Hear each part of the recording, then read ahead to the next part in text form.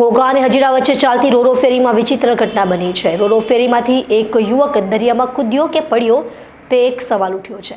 દરિયામાં પડેલા યુવકને ક્રૂ મેમ્બર સહિત સ્ટાફે લાઈફ સેવિંગ ઇન્સ્ટ્રુમેન્ટ વડે બચાવ્યો હતો।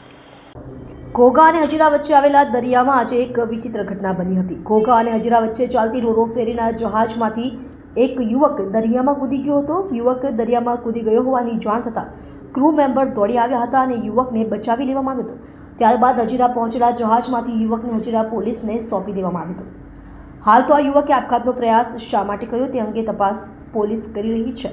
આ યુવક રોરો ફેરીના જહાજમાંથી કૂદી ગયો કે પડી ગયો તેને લઈને રહસ્ય સર્જાયું છે। હજીરા ખાતે રોરો ફેરી પહોંચ્યા બાદ આ યુવક કૂદી ગયો હોવાની જાણવા જોગ નોંધ કરવામાં આવી હતી। ત્યારબાદ આ યુવકને હજીરા પોલીસને સોંપી દેવામાં આવ્યો હતો। જ્યારે હવે આ યુવક ચક્કર આવ્યા બાદ જહાજમાંથી નીચે પડી ગયો હોવાની વાતો ચાલી રહી છે। જોકે આ મામલે હજીરા પોલીસ દ્વારા યુવકની પૂછપરછ કરવામાં આવી રહી છે।